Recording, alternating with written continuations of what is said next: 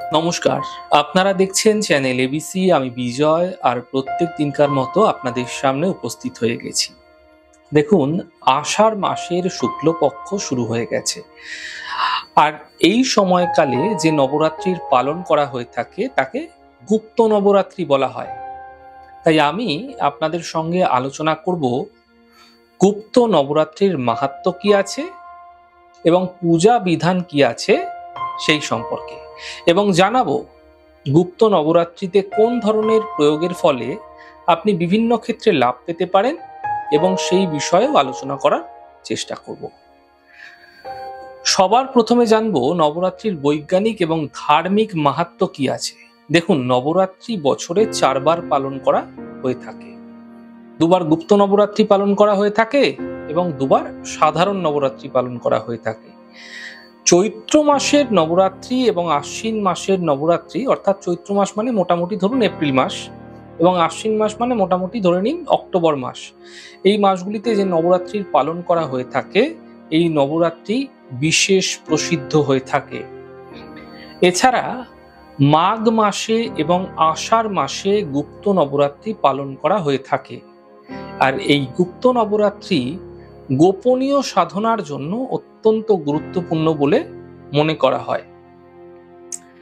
দেখুন, গুপ্ত নবরাত্রিতে শক্তি প্রাপ্তি আপনারা করতে পারেন এবং বাধাকে নাশ করার জন্য আপনারা দেবীর থেকে আশীর্বাদ প্রাপ্তি করতে পারেন।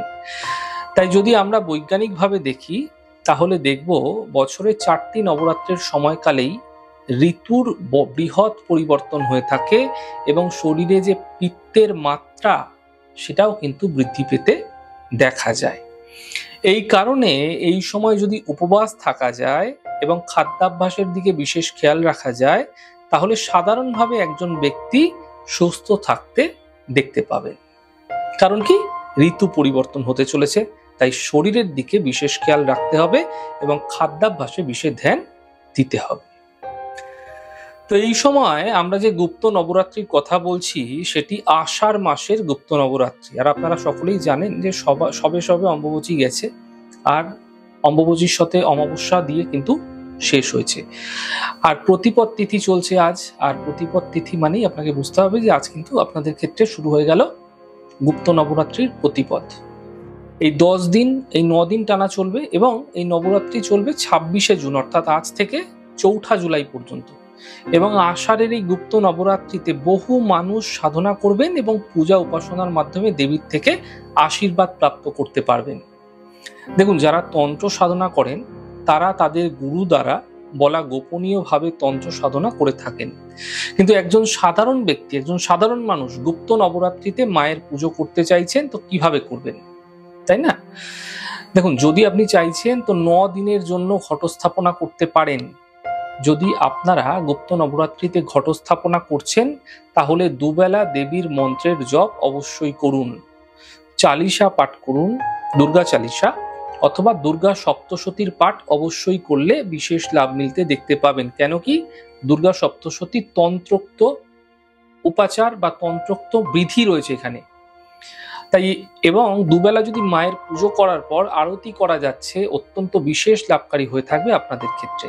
তাই দুবেলাই যখন মায়ের আরাধনা করবেন, মায়ের পুজো করবেন, তখন দুবেলাতেই কিন্তু মাকে ভোগ অবশ্যই অর্পণ করবেন।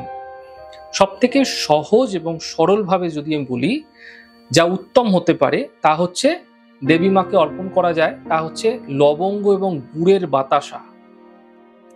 দেখুন, মাকে অর্পণ করার জন্য লাল ফুল সব থেকে বিশেষ শুভ হয়ে থাকে, অর্থাৎ জবা ফুল বিশেষ লাভ, বিশেষ সুফল দিয়ে থাকে। তাই জবা ফুল আপনারা মাকে অর্পণ করতে পারেন, জবা ফুলের মালা অর্পণ করতে পারেন। এবং যদি আপনারা পুরো গুপ্ত নবরাত্রিটাই লাল ফুল দ্বারা মায়ের আরাধনা করছেন, মায়ের পুজো করছেন, এতে আপনি আপনার বড় থেকে বড় মনস্কামনা পূর্ণ করতে পারবেন। তবে মনে রাখবেন, দুর্গা মাতাকে আখ, দূর্বা এবং তুলসী ভুল করেও অর্পণ করবেন না। এবং যদি আপনারা গুপ্ত নবরাত্রি পালন করছেন তাহলে আপনি আপনার খাদ্যাভ্যাস, আপনার আহার সাত্ত্বিক রাখার চেষ্টা করুন। আপনি উপবাস থাকতে পারছেন না, এতে কোনো বড় সমস্যা নেই। কিন্তু যদি আপনারা দেবীর উপাসনা করছেন, পূজা করছেন, তাহলে পেঁয়াজ, রসুন, মাছ, মাংস ভুলেও সেবন করবেন না। যত পবিত্রতা বজায় রাখবেন ততই সুফল মিলতে আপনারা দেখতে পাবেন। এবার আমি আলোচনা করব গুপ্ত নবরাত্রিতে বিশেষ কি প্রয়োগ করবেন আপনারা। দেখুন, যদি শীঘ্র রোজগার প্রাপ্তির জন্য আপনারা কিছু প্রয়োগ করতে চাইছেন গুপ্ত নবরাত্রিতে, তাহলে কি করবেন? দেখুন, দেবীর সামনে একটি ঘিয়ের প্রদীপ প্রজ্বলন করুন। তা মাটির হতে পারে, তা পেতলের হতে পারে, যে কোনো ধরনের প্রদীপে ঘিয়ের প্রদীপ প্রজ্বলন করুন। 9টি বাতাসা নেবেন এবং প্রত্যেকটি বাতাসের ওপরি অংশটাকে হালকা করে ভেঙে তার মধ্যে 2টো করে লবঙ্গ রাখবেন এবং প্রত্যেকটি বাতাসা একটি একটি করে দেবীকে অর্পণ করবেন এবং মন্ত্রের প্রয়োগ অবশ্যই করবেন। দেবী দুর্গার মন্ত্র প্রয়োগ করুন।